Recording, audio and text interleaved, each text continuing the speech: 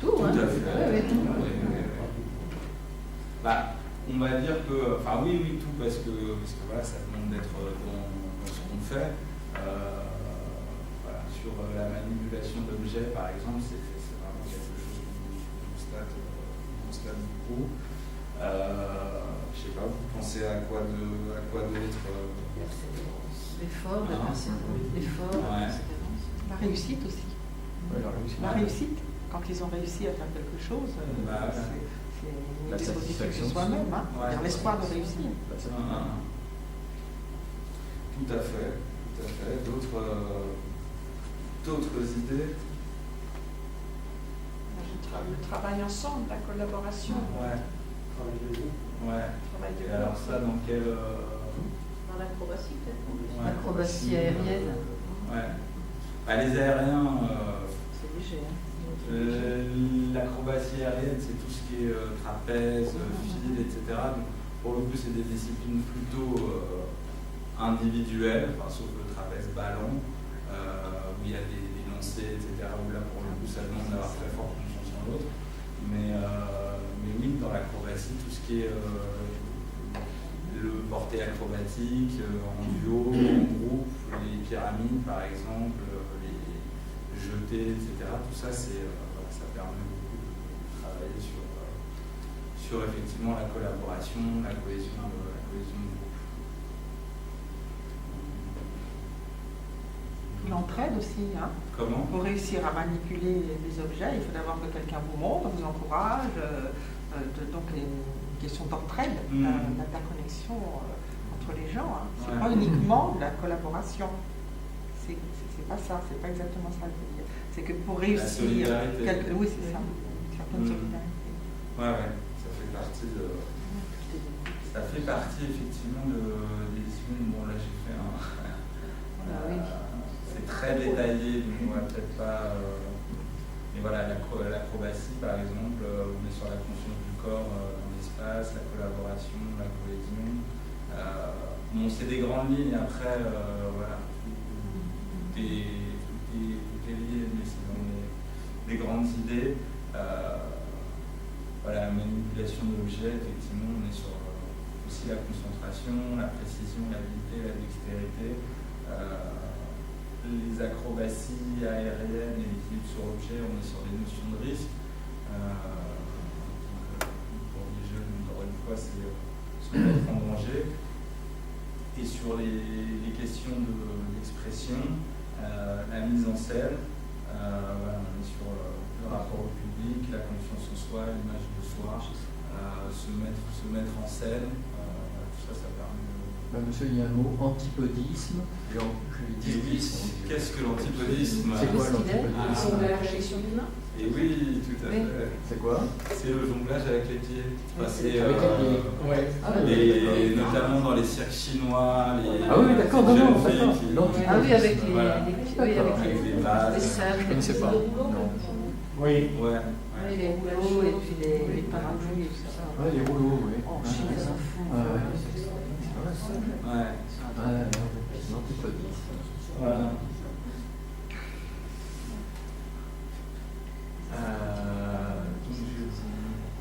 Donc, panorama du cercle social. Voilà, ça c'est une carte réalisée par le Cercle du Monde, donc c'est le programme Michel du Soleil, de tous les projets de cercle social en 2013, des projets actifs. Donc voilà, comme vous pouvez le constater. En Chine, il n'y en a pas beaucoup parce qu'ils le font déjà au niveau national. Parce qu'il y a beaucoup.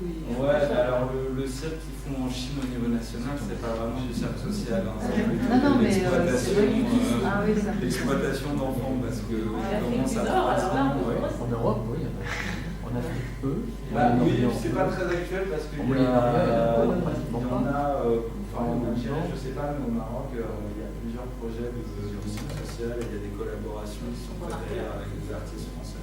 C'est une carte qui n'est pas exhaustive, voilà, parce que ça, c'est une carte qui a été faite à Montréal par le Cercle du Soleil. Donc, effectivement, il y a des projets en Afrique du Nord, il y a un projet important au Maroc, à Rabat, à Salé. un projet de cirque social qui est devenu maintenant l'école nationale, les arts du cirque. Il y avait un projet important à Tunis qui, pour l'instant, a été arrêté. Un projet à Tanger aussi. À Tanger, il y a les acrobates de Tanger qui sont il y a aussi un projet. Et après, effectivement, ce qu'on voit, il y a beaucoup de projets en Amérique latine, et ça vient du fait, d'abord, qu'il y a beaucoup d'actions artistiques en Amérique latine, que ce soit le théâtre de rue, les grandes marionnettes ou le cirque, parce que c'était un contexte très important. Dans les années 80, on a utilisé ces projets. Et effectivement, le Cirque du Soleil, il a d'abord investi l'Amérique latine, énormément le Brésil, le Chili, ces deux pays-là. Et après, il y a des projets très forts qui sont montés en Argentine, au Pérou et en Colombie. Puis en Afrique, c'est beaucoup de projets qui ont été montés par des artistes français qui sont partis là-bas. En Asie également, il y a quelques projets, notamment, on a parlé du projet au Cambodge. Effectivement, en Chine, ce n'est pas quelque chose qui était courant, pas du tout. Et en Australie, voilà, c'est une mouvance plus récente. C'est des projets de compagnies artistiques qui ont développé le cirque social. Alors en Europe, c'est quelque chose qu'on en parlera parce que je connais très bien. Donc en Europe, c'est des mouvements un peu différents. C'est des lieux un peu comme le plus près des cirques du monde ou d'autres associations qui se sont implantés sur un quartier. Souvent, le cirque cherche des espaces assez grands parce qu'on a besoin d'auteur, on a besoin d'espace. Et souvent, ces espaces grands ne se trouvent pas dans les quartiers les plus aisés d'une ville. C'est souvent des friches ou des quartiers populaires. Donc, dans ces quartiers, à la fois du fait qu'il y avait une demande, des besoins, mais aussi que les artistes, souvent, sont des gens qui veulent travailler avec le social. Donc, il y a beaucoup de projets qui se sont développés ces dernières années, notamment depuis 30 ans. Et pourquoi en Inde, vous n'en avez pas? Alors en Inde, il n'y a pas beaucoup de projets. Il y a peut-être besoin. Ouais. Après, Ce sont des demandes de volontaristes, comme on a expliqué au départ. En Inde, c'est Voilà. c'est le Moyen-Âge là-bas, donc c'est pour ça. Alors il y a des projets qui se développent maintenant, hein, ça va assez vite. Hein. Donc je suis sûr que si vraiment on a commencé à chercher, par exemple, il y a un projet, on le voit, il y a un projet très important maintenant en Afghanistan. Je rencontre la personne, c'est une personne qui un jour a décidé, parce qu'elle était d'origine afghane, elle habite au Danemark, juste après l'attaque du 11 septembre, elle devait partir en Australie, elle avait des origines afghanes, elle a dit tout le monde quitte l'Afghanistan, il y a une guerre, je me dois en tant que personne d'aller intervenir dans ce pays-là. Donc du coup, il s'est retrouvé à rentrer en Afghanistan où il y avait la guerre, être emprisonné pendant 1 an, et maintenant c'est un projet qui a 15 ans d'existence, travaillent avec des enfants partout en Afghanistan. Ils ont leur siège à Kaboul, mais ils sillonnent tous les pays. Donc voilà, c'est vraiment des aventures au début individuelles avec quelques volontés. Ouais, ça tient vraiment beaucoup à ça. Et après, effectivement, peut-être que l'Inde, ils sont moins sensibles à la culture du cirque. Autant en Chine, depuis très longtemps, il y a du cirque, autant en Inde, je ne sais pas si... Après, il y a peut-être des barrières, religieuses aussi, parce que c'est très... Je pense que ça pourrait très bien arriver, c'est juste que... Et puis encore une fois, peut-être que la carte n'est pas... Un jour. N'est pas exhaustive, et que... Voilà, pour d'autres exemples, en Australie, il y a un projet consacré vraiment aux femmes...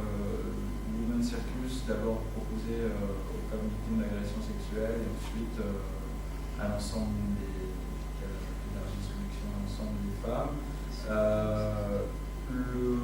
L'Ateneo Popular, c'est un projet en Espagne, c'est vraiment un projet social qui visait à mobiliser les gens d'un quartier pour construire un projet ensemble avec les habitants du quartier pour donner de la fierté et dynamiser le quartier. Elefthérios nous en parlera aussi parce que c'est le plus petit cercle du monde. En fait, on fait partie du réseau Caravane. On est membre fondateur pour le coup du réseau Caravane, qui est un réseau européen d'écoles de cirque à vocation sociale, qui rassemble aujourd'hui 12 pays. Je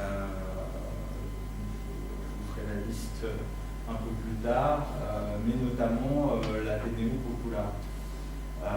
Pour donner un autre exemple, une action de cirque social, Circus in Ethiopia, ils utilisent le cirque social comme un outil d'éducation pour faire la prévention du VIH, par exemple, dans les spectacles. Belfast Community Circus School, donc c'est aussi un des partenaires du plus petit cirque du monde. C'est une vieille école, relativement, qui a 30 ans, qui travaille avec les jeunes d'Irlande du Nord, voilà, à Belfast, qui est vraiment le cœur des conflits entre catholiques et protestants, avec l'IRA. Si vous voyez, on fait référence. Et aujourd'hui encore, il y a des tensions très vives. Et l'école de cirque, c'est le seul endroit dans la ville où les communautés d'enfants de tradition catholique et d'enfants de tradition protestante font des choses ensemble. C'est intéressant. Un autre exemple, à Rio de Janeiro, il y a un organisme qui travaille beaucoup avec les enfants des rues, les enfants des favelas, pour ouvrir un peu des perspectives.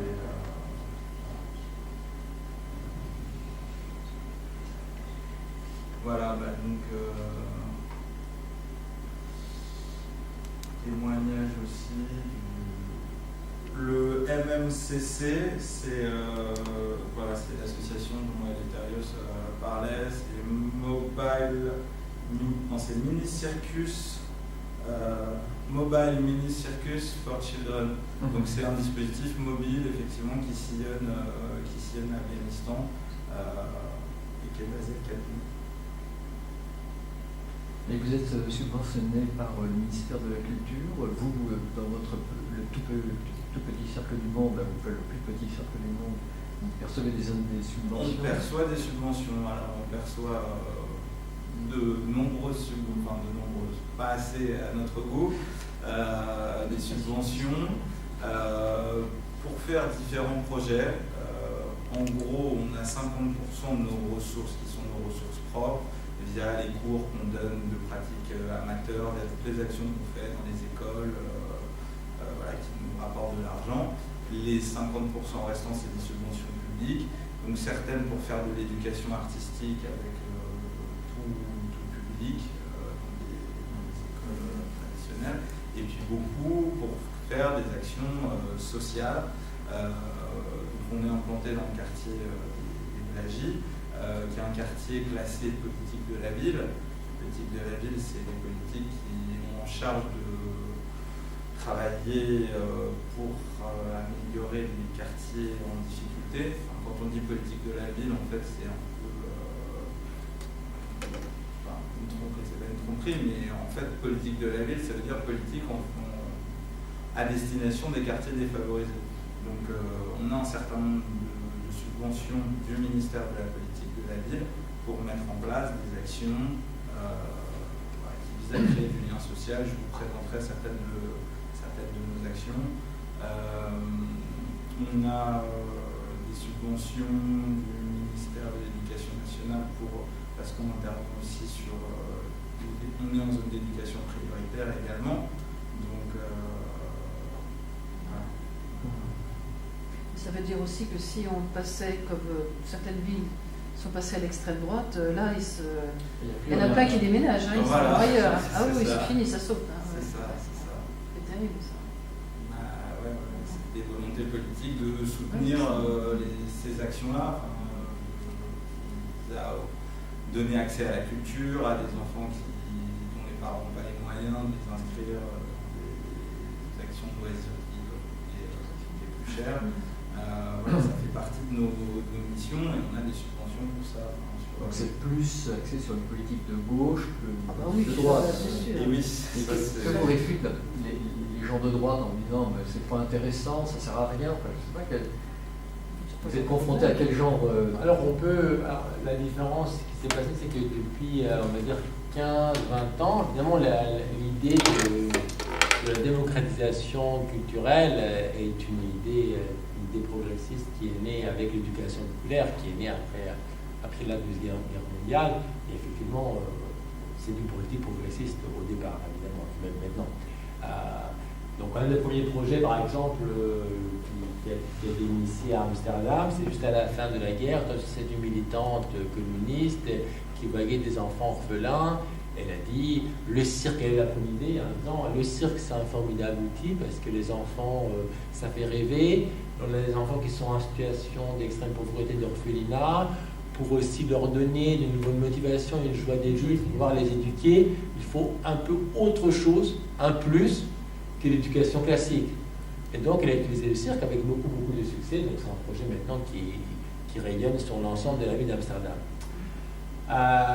On peut dire que maintenant, depuis 15-20 ans, cette idée-là a quand même avancé. Donc maintenant, on va dire qu'il y a des partis du centre-droit qui ont admis progressivement que ce travail-là a maintenant une pertinence. Donc effectivement, tout ce qu'on a dit, tous ces mouvements, s'ils continuent actuellement, c'est parce qu'il y a des preuves maintenant, il y a des personnes qui en ont bénéficié, il y a des gens qui en ont bénéficié pour avoir un emploi, d'autres où on a pu mesurer de façon qualitative et quantitative l'impact. Donc suite à ça, il y a une certaine reconnaissance. Mais effectivement, comme vous le dites bien, dans ces projets-là, on a malgré tout besoin de subventions, publiques ou privées d'ailleurs, parce que ça dépend des pays, ça dépend des contextes. Et dans ce cas-là, évidemment, il faut un soutien. Alors, mais dans tous ces pays-là, il n'y a pas forcément des contextes dans lesquels il y a des pays où il y a des subventions. Au Pérou, par exemple, il y a 0 subvention publique dans ces projets-là, sauf que c'est on va dire, ce sont des personnes qui, avec l'aide des gestionnaires, ont pu développer des projets à vocation sociale en utilisant le système du pays, qui reste un système très libéral. Voilà. Donc c'est possible également, même si c'est souhaitable que les pouvoirs publics puissent intervenir. Ça empêche les conflits, les problèmes sociaux, parce qu'à un moment donné, tous ces jeunes, ça pose problème, donc ça empêche. C'est un peu comme les gens, à une certaine époque, les riches donnaient des petites choses pour éviter qu'il y ait un fond, de toute façon. Ça, mais même en Équateur, en fait, c'est le gouvernement qui directement finance les projets de cirque social, et c'est un gouverneur de province, notamment, qui est convaincu du bien fondé de ces actions, et qui a vraiment monté des projets dans chacune des villes. Et pour le coup, lui, il pense résoudre un peu toutes les difficultés via ça. Alors c'est un peu beaucoup, mais voilà, il y a vraiment aussi des gens qui mettent les moyens, ça peut devenir presque une politique d'État. Après, voilà. Et puis tous les gens de droite ne sont pas complètement à droite. Il y a quand même des gens qui sont encore un peu, oui. Il y a quand même des gens qui sont quand même. Et puis après, il y a des sensibilités individuelles qui peuvent, des gens qui sont passionnés de cirque, que c'est une très belle idée, et puis heureusement que... La différence, c'est que maintenant, nous avons des preuves, je dirais, vivantes, scientifiques ou autres, qui montrent que ça permet vraiment de modifier à la fois au niveau personnel ou au niveau du communauté. Au Pérou, moi j'ai visité un projet dans un bidonville. Donc c'est un projet qui a été porté par les habitants, parce que donc c'est un bidonville avec évidemment énormément de problèmes économiques et sociaux, et finalement des gangs, parce qu'il y avait une guerre entre 2 bidonvilles. Et donc il y avait quelqu'un dont c'était vraiment l'envie, qui était un enfant du quartier, qui est parti à l'étranger au début, il est revenu dans son pays, et il est revenu avec une petite théâtre et cirque social, Et à l'espace de 20 ans de travail, 15 à 20 ans de travail, il a réussi vraiment à pacifier les deux quartiers parce qu'il a implanté un projet qui est porté par l'ensemble des habitants. Voilà. Et dans ce que vous avez dit, il n'a pas forcément modifié l'ensemble, parce que ce n'est pas dans son pouvoir de modifier l'ensemble des questions économiques. Ce n'est pas cette personne-là, c'est l'ensemble. Mais il a réussi en tout cas à amener un niveau de paix, un niveau d'éducation. On a été accueillis par des enfants qui étaient épanouis, qui auraient retrouvé le chemin de l'école. Il y avait la question des bancs, parce que c'est aussi des gens à l'interne du quartier qui ont travaillé, qui se sont impliqués. Mais je vous dis, vous avez parlé du temps, ça ne s'est pas fait en un an, ça s'est fait en 20 ans, et cette personne, elle l'a cru, et elle est restée, et elle a travaillé 20 ans. Ça peut aider aussi les gens après à réfléchir sur le monde, voilà. Ça va très loin. Et puis il y a aussi... La patience. On peut rajouter la patience. Et non, et c'est intéressant aussi parce qu'il y a dans les pays scandinaves, ils font des recherches pour le coup scientifiques sur les modifications corporelles, physiologiques, et voilà, il y a dans l'imagerie cérébrale, on constate vraiment les évolutions, les changements d'un point de vue très scientifique sur comment la personne évolue. Donc, voilà, il y a des gens qui se penchent sur ces questions-là et qui démontrent que oui, c'est efficace. Je peux ouvrir une parenthèse, monsieur, si vous voulez. La dernière fois, un de vos collègues, fort intéressant, parlait du Cirque du Soleil. Il disait qu'il y avait 3000 salariés. Ah oui. Tout à fait. C'est une petite ville, 3000. Ah oui, mais comment c'est réparti? Une très grande entreprise.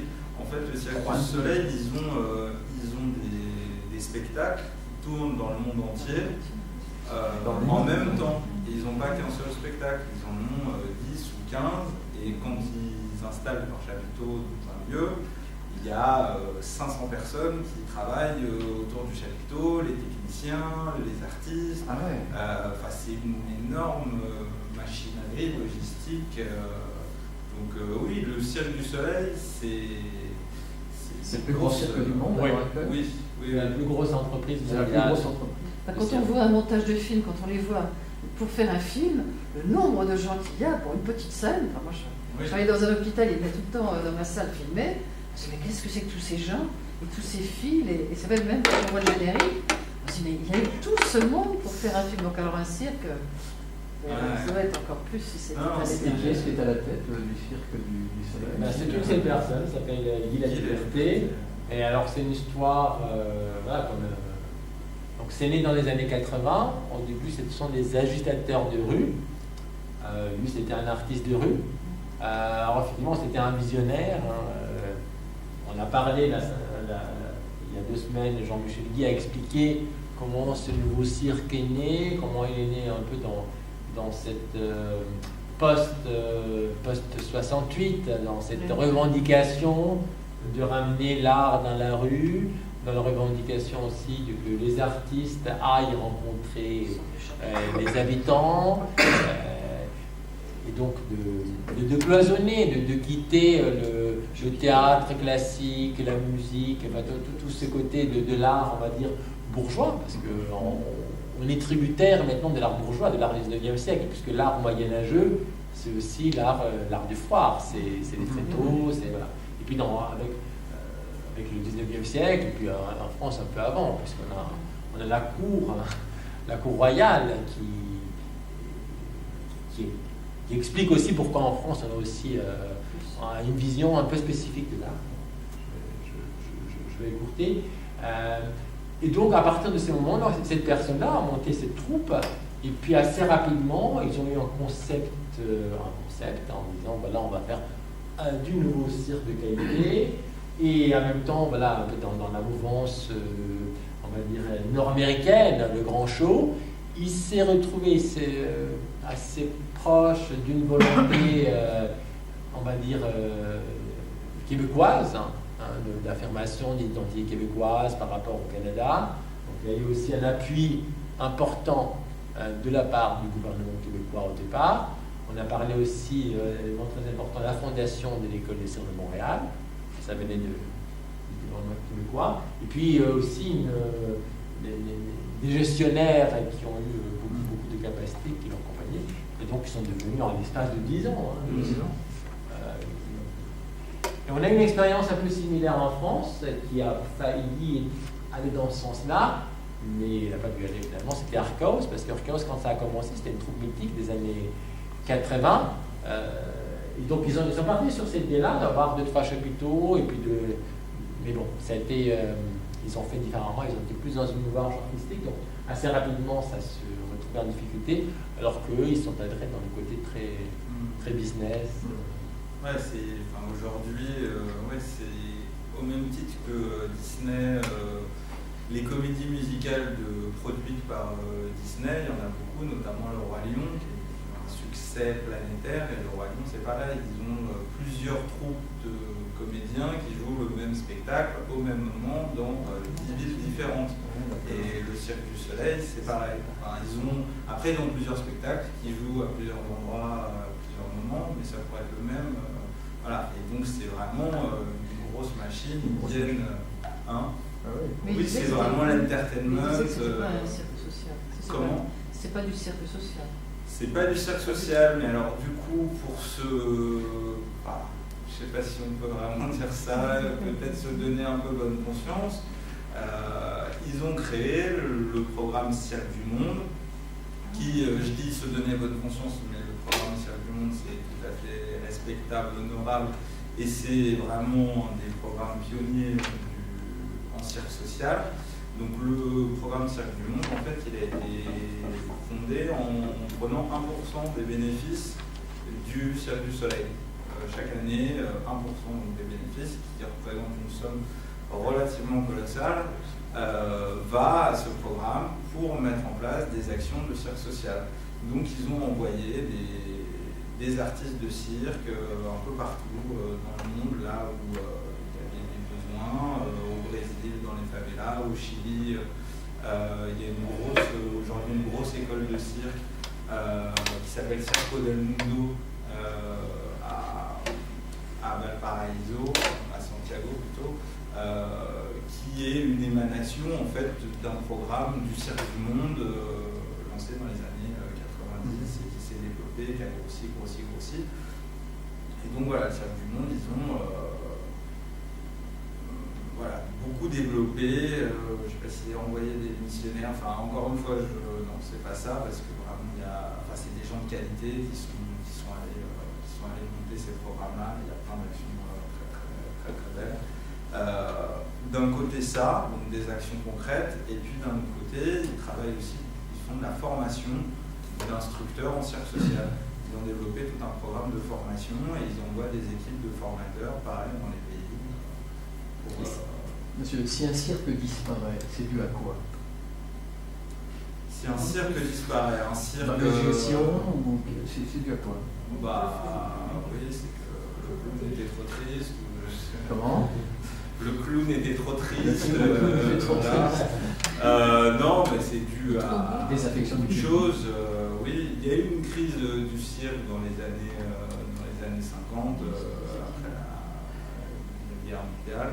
Et c'était à l'époque désaffection du public parce que c'était le début des 30 Glorieuses, il y avait des nouveaux centres d'intérêt, le cinéma qui se démocratisait, la télé qui arrivait chez les gens, etc.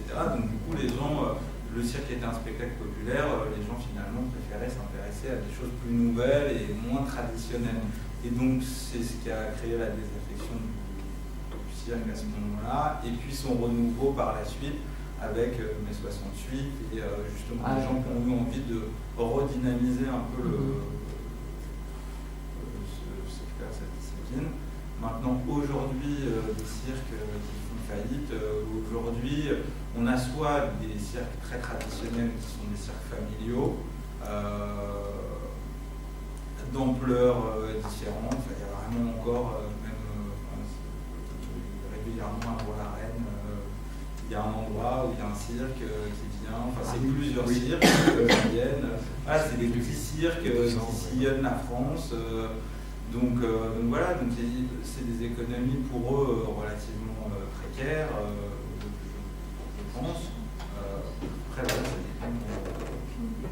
Il y a des cirques comme ça, mais beaucoup plus importants, les Grus, les Pinder, où là c'est des gens qui ont des gros moyens, qui ont des chapiteaux qui sont gigantesques et qui feraient rêver des jeunes circassiens. Donc ça c'est pour le cirque traditionnel. Je pense que Pinder, ils sont loin de la faillite. Et puis après, on a les compagnies du nouveau cirque ou du cirque contemporain, qui pour le coup aussi sont sur des économies assez fragiles, parce que monter aujourd'hui un spectacle de cirque, ça coûte beaucoup d'argent. Il y a, comme c'est très bien, de moins en moins d'argent dans la culture. Le contexte économique est quand même pas très favorable. Donc voilà, aujourd'hui, des jeunes artistes qui ont leur compagnie, qui veulent la faire tourner, c'est très compliqué, parce qu'on monte son spectacle, on ne travaille pas pendant ce temps-là, on n'a pas de l'argent, et ça coûte de l'argent, et ensuite on doit vendre son spectacle soit dans les théâtres, soit dans des cirques, soit dans des institutions, et il y a beaucoup d'offres, et finalement assez peu d'élus, donc c'est pas évident. C'est cher une entrée de cirque, c'est vrai que ça fait longtemps. De cirque traditionnel. Pour une famille, ça doit être quand même assez cher. Hein. Oui, quand on va au cirque, c'est cher. Ouais. C'est cher. Hein. Ah, ouais. Et après, le cirque, le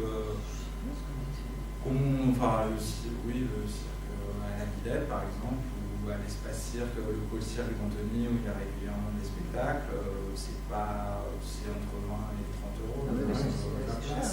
C'est cher, mais je pense qu'à Pinder, c'est plus entre 30 et 40. Parce Ah, que on est dans les théâtres qui sont. On est avec 3 enfants, après il faut acheter les cornets de glace, le truc, le machin. Et oui, moi j'en ai la qu'une et je me suis bien que. Mais on s'éloigne de notre sujet. Voilà, on s'éloigne un petit peu. Oui, c'est vrai. Eh bien, revenons-y. Oui. Voilà, j'avais préparé une petite information sur le Cirque du Soleil. Voilà, les ateliers qui ont débuté en 1995 à Montréal. Voilà, je ne reviens pas dessus. Le réseau, donc, voilà, le Cirque du Soleil, c'est les pionniers, ceux qui ont vraiment développé, popularisé le cirque social à travers le monde, qui ont contribué à développer. Et donc en Europe, le réseau Caravane, dont le Petit Cirque du Monde fait partie. En dire deux mots, très rapidement, donc ce réseau a été constitué il y a 7 ans. Avec l'envie de regrouper les structures qui le développent à travers toute l'Europe. Pourquoi le regrouper?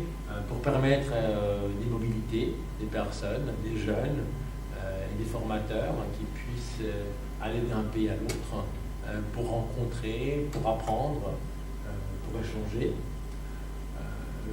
Pour mettre en place un programme européen de formation, puisque effectivement, quand on veut atteindre des objectifs bien spécifiques, il faut une formation bien spécifique, puisqu'il s'agit de travailler à la fois avec des artistes et des formateurs dans le domaine des arts du cirque, mais de leur donner des compétences spécifiques pour qu'ils puissent faire un travail d'éducateur, de médiateur à travers leur art.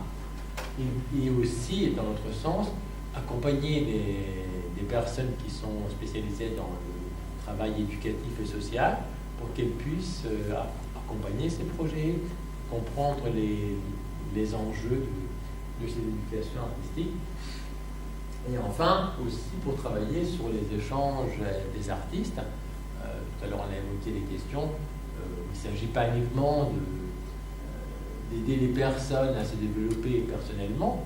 C'est très important, c'est un gage de réussite. Après, on tente maintenant depuis quelques années de créer des emplois à travers ces expériences-là, Donc là aussi, c'est un projet, ce sont des projets que nous menons ensemble avec l'ensemble des partenaires sur le long terme dans le domaine de la circulation et de la professionnalisation des artistes. Donc, ce sont plusieurs actions tout au long de l'année avec des financements européens. Donc nous avons un bureau permanent à Bruxelles auprès de notre partenaire, l'école de cirque de Bruxelles, et nous développons ces actions tout au long de l'année.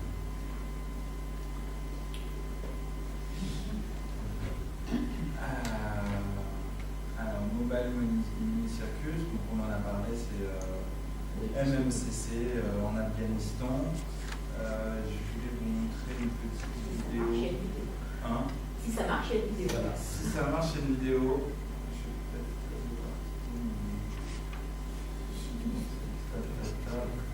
Ça va marcher. On a déjà fait des tests. Non, mais si on va la faire marcher autrement. Ah, si, c'est ça qui marche. Si, après ça marche.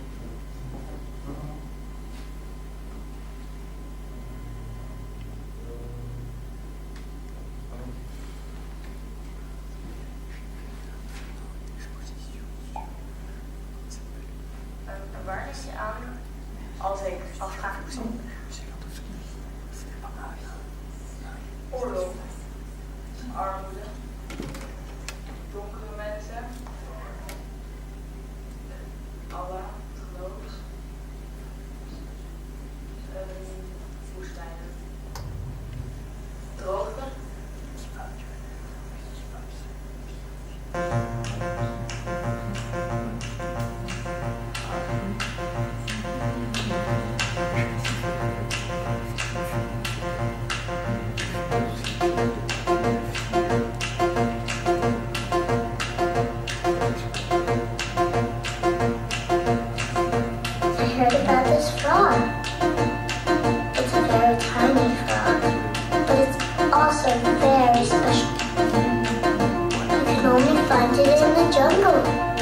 So far away from you.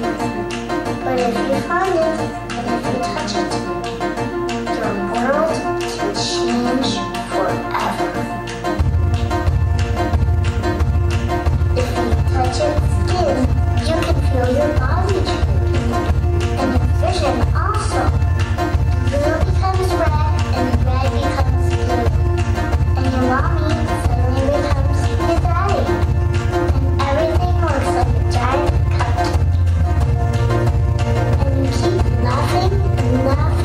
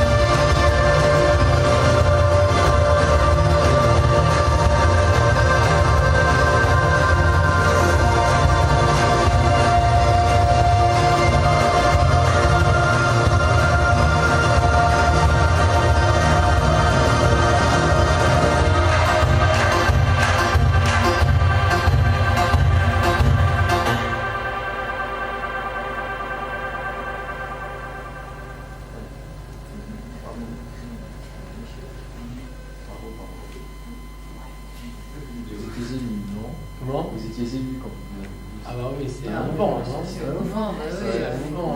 Surtout voir les filles aussi qui arrivent à faire les choses. La personne qui a monté ça, elle a du courage aussi. Ah oui, je vais raconter l'anecdote parce que c'est une magnifique histoire, je vais raconter la personne. Donc je l'ai raconté tout à l'heure. C'est une personne qui est d'origine afghane et donc qui avait sa famille, ils ont émigré il y a longtemps au Danemark. Et donc c'est un danseur. Et puis en 2000, il voulait quitter le Danemark, c'était pas son pays d'origine, et il pensait aller en Australie. Donc il est parti en Australie. Et puis il est revenu au Danemark pour dire au revoir à sa famille en disant je vais aller m'installer en Australie. Il avait son billet, donc il voit à la télévision comme nous tous le 11 septembre. Il se rappelle quand même qu'il a des origines de ce pays-là. Il prend son avion pour aller en Australie, qui fait escale à Hanoï. Et là, il a une journée d'escale. Et là, il hésite. Donc il fait plus une passe. Et ça tombe du côté partir en Australie. Et puis il dit non, c'est pas possible. C'est pas possible. Et donc il revient en Afghanistan. Il a été emprisonné pendant 9 mois parce qu'il est d'origine afghane. Et alors il y a la guerre. On lui dit mais c'est pas possible. Vous êtes terroriste, monsieur. Et donc voilà, c'est une longue lutte après là-bas. Mais on sent